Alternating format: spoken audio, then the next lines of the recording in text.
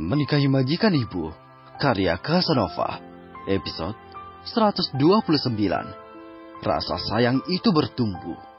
Keesokan harinya, cicit kecil burung sembari mengepak sayapnya, mengitari sangkar keemasannya yang tergantung di langit-langit teras rumah. Kicau merdu itu berulang, mengalun bagai simfoni, siap menyambut pagi.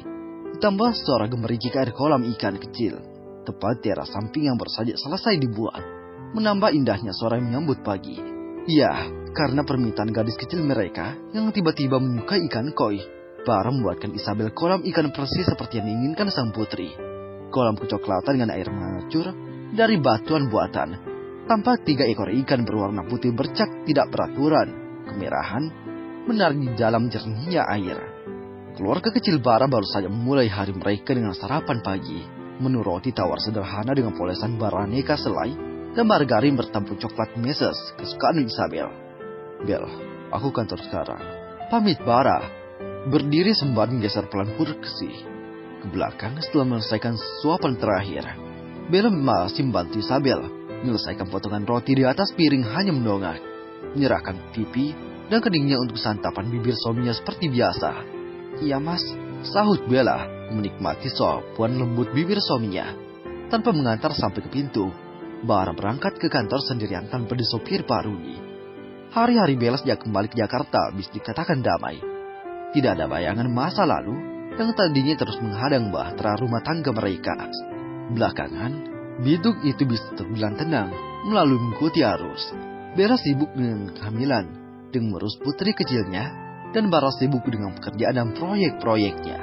Sejak Bella hamil, bisa dibilang pekerjaan Bara semakin berat. Seperti hari ini, bahkan Bara harus menikmati pekerjaan sekaligus dalam akhir pekan. Mobil sport hitam Bara baru saja meluncur keluar dari kediamannya.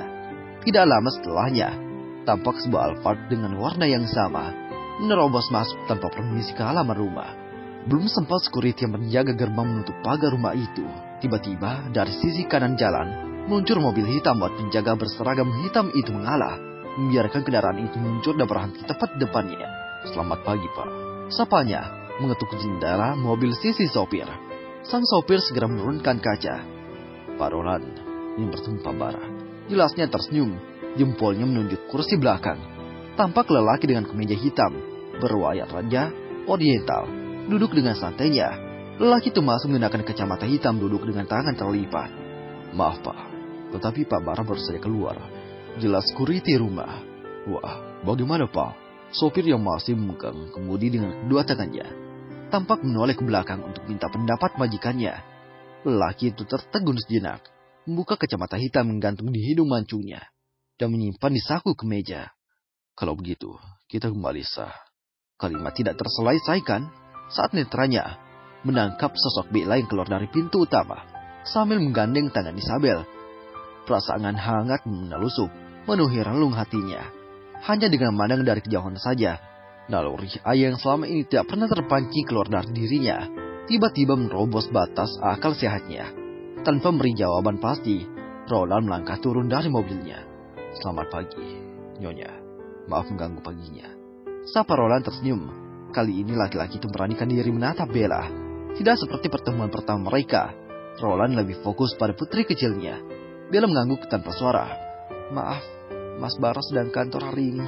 Kebetulan ada pekerjaan. Jelas Bella tanpa diminta. Sejak kedatangan Roland yang berakhir dengan masuknya Bella ke rumah sakit, Bara sudah bercerita banyak ke istrinya. Semua hal dari hubungannya dengan Roland sekaligus cerita risah. Tidak ada yang tutupinya. Dan ketika Bella bertemu kembali dengan Roland, dia sudah bisa menguasai keadaannya. Iya, penjaga di gerbang sudah memberitahunya tadi, sahut Roland, beralih menatap Isabel menggenggam erat tangan Bella. Pandangan lekat penuh arti itu sampai akhirnya membuat Isabel jengah. Lutut lelaki itu baru saja bertekuk, bersimpu supaya bisa berjajar dengan putri kecilnya. Hai gadis cantik, sapa Roland, menepuk pucuk kepala Isabel. Mommy, ucap pelan gadis kecil itu, memeluk lutut Bella dan menangkap ayahnya di sana, menutup matanya supaya kehadiran Roland tidak tampak di penglihatannya. Iya sayang, Bella berusaha menenangkan, menyelipkan kedua tangan di bawah ketiak Isabel, mengangkat tubuh mungil itu naik gendongannya. Omnya baik kok sayang, bujuk Bella. cukup mengerti dengan penolakan Isabel pada laki-laki asing yang menatap penuh harap bisa menyentuh Isabel. Terlihat dari tangan yang bergetar, ragu hendak mengusap punggung mungil depannya. Terlihat betapa erat belitan Isabel di lehernya. Bella cukup paham kalau Isabel masih belum bisa memberi celah sama sekali. "Maaf Pak, sepertinya Ica belum mau didekati," ucap Bella merasa tidak enak. Bara memang mintanya mengizinkan Roland mendekati Isabel. Tetapi kalau putrinya itu menolak, Bella juga tidak bisa apa-apa. "Oh iya, ada keperluan penting dengan Mas Bara?" tanya Bella kembali ke topik pembicaraan awalnya. "Tidak terlalu penting.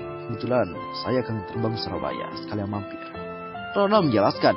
Tatapannya masih belum beralih gadis kecil yang berkelayu, manja dalam gendongan mominya. "Maaf mengganggu. Saya kira Bara tidak bekerja di hari libur," lanjut Roland. Mulai merasa tidak enak. Dia cukup paham. Sebenarnya tidak pantas bertamu sepagi ini, apalagi tuan rumah sedang tidak ada. Takut akan terjadi kesalahpahaman. Bella mengangguk. "Kalau penting, aku bisa menghubungi Mas Bara dan mintanya pulang," ucap ibu muda itu. "Tidak, aku hanya mampir sebentar. Tidak bisa lama-lama." Laki-laki itu tampak membuku. Lagi-lagi menatap arah yang sama. Punggung Isabel dengan rambut kepang keduanya. Menyadari itu, Bella berusaha membantu. "Ica, Om ini ternyata punya boneka Hello Kitty juga di rumahnya. Besar," cerita Bella dengan logat lucu dibuat-buat. Sontak membuat perhatian Isabel teralihkan. Buru-buru mengangkat kepalanya dari pundak Bella. "Iya, Mami?" tanya Isabel memastikan. "Iya, sayang." Bella mengusap pelan kepala putrinya. "Mau Kitty?" pinta Isabel. "Nanti kita minta Dedi beli Hello Kitty yang besar seperti punya Om. Mau?" tawar Bella. "Mau," sahut Ica. "Kalau mau, ayo kita temanan dengan Om," bujuk Bella. Mendengar ucapan mominya, Isabel kembali bersandar manja, mengeratkan pelukannya di leher Bella. Gadis kecil itu mengeleng pelan. "Oh," pekiknya pelan. Roland sejak tadi hanya menonton dan diam-diam memperhatikan interaksi keduanya. Mendengar penolakan putri kandungnya, ada rasa aneh menyelinap di hatinya. Sejak mengetahui kebenarannya dari Lisa, ditambah hasil tes dari rumah sakit, perlahan rasa sayangnya pada Isabel semakin bertumbuh. Apalagi sejak saat itu, hari-harinya dipenuhi dengan foto-foto lucu Isabel yang dikirim orang suruhannya hampir setiap saat, mengisi tempat kosong di hatinya yang ditinggal pergi almarhum istrinya. "Terima kasih," bisik Roland mengalihkan pandangannya pada Bella. Wanita hamil itu sedang membujuk dan mencup Isabel. Ada kehangatan menjalar di hatinya saat melihat pandangan ibu dan anak yang begitu dekat. Kalau kamu mau dengar audiobook lebih banyak dan gratis, segera download Audiotune.